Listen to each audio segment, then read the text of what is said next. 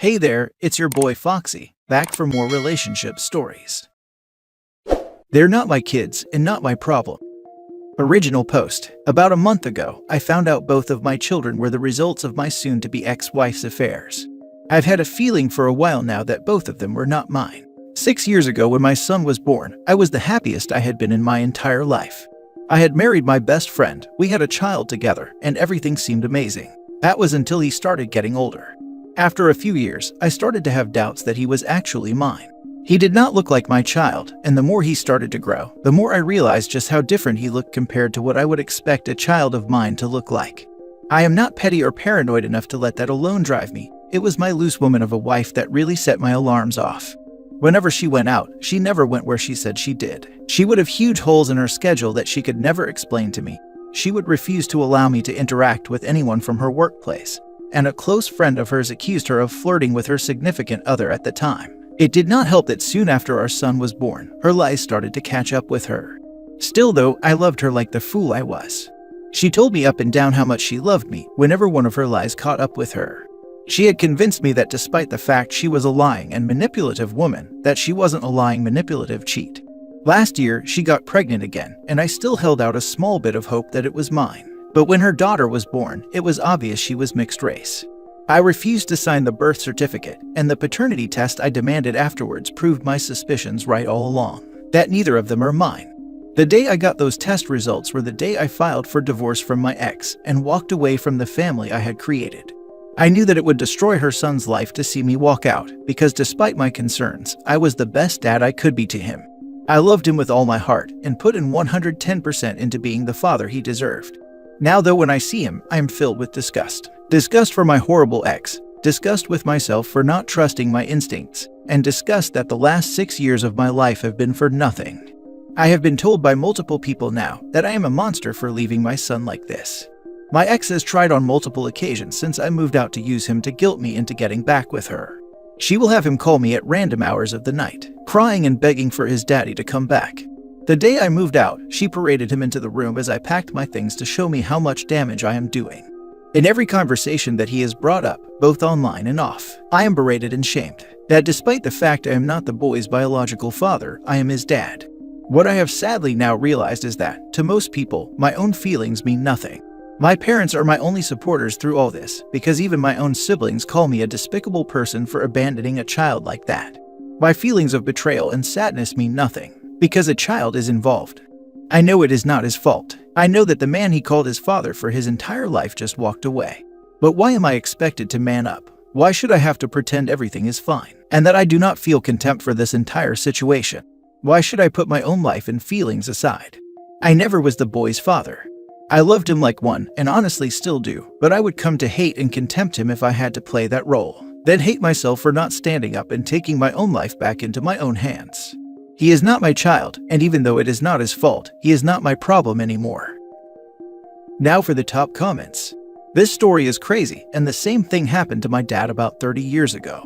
He was married for a bit to a woman, had a son he was sure was his. She later gave birth to a girl and he was certain that the girl wasn't his. Got a paternity test on both kids, found out both were not his.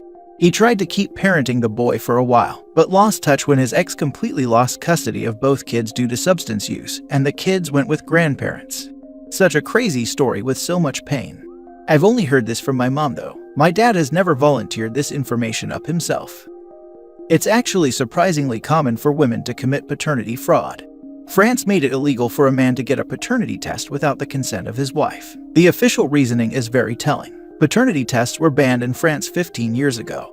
If French customs intercept DNA samples or results in the mail, the perpetrators in theory risk up to a year in prison and a €15,000 fine. The French Council of State upheld the law on May 6, saying it did not want to upset the French regime of filiation and that the intent of lawmakers was to preserve the peace of families. Who lies more, men or women? Men lie the most, but women tell the biggest lies. A man's lie is, I'm at Tony's house. A woman's lie is, it's your baby. Chris Ruck. Fun fact, in California, if you marry or are with someone with a child born prior to your relationship, and while together you hold out, that child is yours. Even though you know the child is not, if you later separate, you can be responsible for providing child support based upon the fact that you held yourself out to be that child's father. Source: I'm a family law attorney in California. New Jersey is the same. There was a story I read where a woman left her husband for the man who turned out to be the biological father of their kids, and still, he had to pay child support. Under New Jersey law, the children belonged to the married couple regardless of paternity. The law was passed in the 19th century to protect the children from the stigma of being bastards. This hurt my heart to read this. My gut reaction as a mother was to tell you it's not the child's fault, and so on. And it's not. But what is me not telling you to try and daddy those kids is your ex's reactions. She clearly had every intention of using those kids against you, to try and guilt you and therefore control you. What an evil, awful woman. Your siblings are wrong. There's no happy ending here. It's not some made-for-TV movie. Get away from her and cut all contact. Block her. Get a new phone number if need be. Man, this is a gut punch of a story. I can just imagine the looks on those faces in the delivery room when the second came along. Your ex-wife sounds like complete trash and you're better off. I hate that the 6-year-old is the casualty, but you didn't victimize him. She did. Exactly. OP did nothing wrong. My heart breaks for that little boy, but his mother did this to him, not OP. As a child that came from a marital affair, your feelings are valid. My mom was married to this dude we'll call Jack, and they had my sister. Eventually my mom cheated on Jack with my dad and got pregnant with me, and Jack didn't find out until I was born, and it was obvious that he wasn't my dad. He had basically black hair while my mom has brown and I was born blonde. He got a DNA test done, and once he found out, he left. He told my sister and my family that he couldn't look at me without being reminded I wasn't his child, and that my mom cheated on him. I was too young to remember them being divorced, I just remember missing him. I also don't remember how my sister took it, but I'll say this, I'd rather my mom and Jack get a divorce than them staying together, fueling the fire of a relationship that was drowning in unhappiness and resentment. It was the best choice for everyone in the situation in the long term. Edit to add, my dad's situation has always been a place of animosity and apathy in my life, and I'm glad I was able to talk about it here and potentially help someone who has a situation similar to my family's. I wanted to add this in case OP sees. The reason it was a place of animosity and apathy was not because of their divorce. It was because I have never had any sort of relationship with my dad, and my mom never told me who he was. It seems like you truly care for these kids, and I very much doubt they will feel the way I did in the future. Also, yes everyone, I know how genetics work and that it would be possible for me to be blonde if Jack was my father. There are other factors that contributed to him eventually getting me tested that combined with the aforementioned that led him there. Please stop trying to give me a biology lesson in the comments, it's appreciated but not needed. And now for the update. Wow, this post certainly blew up. Guess airing my dirty laundry accomplished something. Anyway, I've seen a few common questions, so I'll just answer them here. 1. Her son knows the truth of why I left. I sat down and told him that I am not his father, and that his mother lied to me and cheated on me. I made it clear I am not mad at him, that it is not his fault this is happening, and no matter what, I will still think he's an amazing kid. 2. Some are saying that I never loved him, or was always looking for a way out. It's hard to convey emotions in a text post like this, and even harder to allow vitriolic hatred towards your loose wife decontextualize the last 6 years of your life. You can believe what you want though. 3. I have a lawyer, and I'm not going to be paying child support or alimony. Last though, for those who say I should stay in her son's life and be his father. That's not realistically possible. I do not hate him, but I have been cheated on, lied to, and used by a vile self-centered woman who has now caught her children up in her lies and deceit. He is a casualty of her actions and blameless. However, it can never change the fact of the harsh reality we find ourselves in. I don't hate him, I feel so sad when I think about how he feels. But all I see when I look at him is 6 years of my life I was lied to. 6 years of my life I was used. And 6 long years of built-up doubts and frustrations with a woman who used me. There is no putting aside my hatred to try and be in his life, because the life I lived with him was nothing more than a facade cultivated by his mother. This is the harsh reality I find myself dealing with, and I simply cannot in good faith put myself or him through it anymore. Edit 2. Since I am seeing many armchair lawyers in the comments saying this post is fake on grounds of what I said above, I will not reveal what state I live in, but I am currently going through a fun legal process called disestablishment of paternity. Won't shut up 90% of you who think Google makes you a lawyer, but at least I tried. Edit 3. This is going to be my last edit before I move on from this small little distraction I created for myself. First, I want to thank everyone for their kind words to me, in the comments, the DMs, and the chat. You have given me a bright day for the first time in a while. I wish I could reply to all of you, but I cannot thank you enough. Secondly, I have noticed many people criticizing the word I used very profusely to describe my soon-to-be ex. I want to just say that the place I am now is one of the darkest I have been in my life. I see nothing but white-hot rage for the woman who ruined my life. Is what I said inappropriate? Is the word I used to describe her dehumanizing and vile? Yes, I will admit that. But I won't apologize for it. What I wrote here today was the truth of the world as it is for me right now. It is the raw, unadulterated stream of consciousness of a flawed man. I do not intend to try and get people to hate women or to push some vile message about how women are terrible. That is not my goal here, and that is not the message of this post. I understand why people do not like the word I used here. And you know what? I accept that as a valid criticism of what I did here today.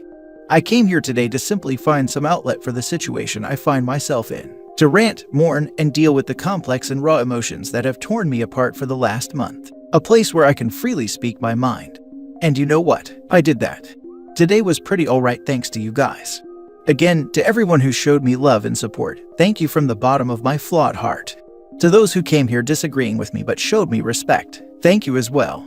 After the shame and ridicule I face in my real life, the respect you showed me despite your disagreement was nice. So long, and thanks for all the fish. Now for the last story. My brother's flight got delayed 30 minutes and I'm terrified to tell my wife. Plus update. Let me explain. I haven't seen my brother in 2 years. He is coming to stay in the town I live in for a few days for work and has plans of staying at my house for one night of his several-night stay. We plan on getting a drink, a bite to eat, then head back to my place to chill for a few. My wife is very abusive, manipulative, and controlling. She has spent the last few days berating me for seeing my brother as it goes against her evil agenda of trying to separate me from anyone and everyone I love. She has been making comments about how messed up it is that I expect her to put 2 kids to bed tonight by herself. Her compromise is that I get home by 11 and help her with the kids if they aren't already asleep. I've obviously been pushing back on this since she is a grown woman and can handle putting the kids to bed by herself once, because remember, I haven't seen my bro in 2 years. His flight getting delayed 30 minutes delays my plans 30 minutes, and I will be mistreated and berated for it. I hate it. I'm terrified of this evil witch, but I feel so stuck. Now for the top advice before reading the little update. I think you should divorce. This is what I must do. Reading responses and facing some hard truths are giving me some confidence and reaffirming how messed up my situation is. You absolutely need to leave this toxic woman. She's unhealthy for you and your kids. Life is too short. Wishing you a future of happiness. Enjoy the time with your brother. And don't worry about her. Stand up for yourself until you manage to GTFO. Thank you for the kind words. When you do leave, do not let her know you'll be leaving. A lot of DV crimes happen when the victim tries to leave. I know you can't leave immediately, so in the meantime document as much as you can. Keep a detailed journal of every occurrence and act of mistreatment, whether it be some small verbal remark or a physical attack, with a date, time, and as much detail as you can remember. If your state allows one-party consent recordings, then voice record as much as possible. I assume you want full custody of the kids. This is your best way to get that since it is so rare for fathers, assuming you're a man, to get custody of their kids. I know you may not think she will fight for the kids or try to end you, but there was a time when you never thought she would mistreat you. Do not trust her. Document as much as you can, and have a game plan to get out. Speak with an attorney privately to get your affairs in order. I hope this works out the best for you. I'm so sorry you're in this situation. She is scary, wrong, not all there in the head, mistreating you, and more. You aren't crazy. She is. Be careful and take care of yourself and your kids. Lawyer up, bro. Document everything. Call the cops on her if she freaks out again and file a police report. Work with your therapist and lawyer on crafting a case for full custody. Make an action plan to move with the kids back closer to your family or support system. Make a plan and then stick to the plan. When she blows up and tries to bring the kids in, call the cops or create alternate response via therapist and lawyer. You got this. Get organized and take your life back. Thank you for the support. This post is getting a lot of eyes, and it's the most confidence I've had in a while. I suggest that you fart in your hand and wave it in her face. This is a strong contender for my response to her. Sounds like you're gonna have fallout from having your brother visit either way. May as well enjoy yourself and make it as worthwhile as possible. Little update. Thank you to everyone for the kind words and support. I knew this wasn't normal behavior but needed to hear it. And the people have spoken. My wife is BPD, possibly narcissistic, and is very extreme in her responses to anything she doesn't like or agree with. Because of this, I have slowly been conditioned to let her have her way and mistreat me. It happened so subtly and right under my nose. Harm against men is real, and I can't believe I let it get this far. I have taken steps toward a divorce, but pulling the trigger on it has been hard. The idea of not seeing my kids every day is terrifying. But as many have pointed out, they'll be better off to get away from this environment. As for the people who told me to grow a pair or man up, I get it. And you're right, there is a responsibility on my part to establish boundaries. But the consequences of attempting to do that at this point include her attempting to get me fired, trashing my office, and so on. She goes there.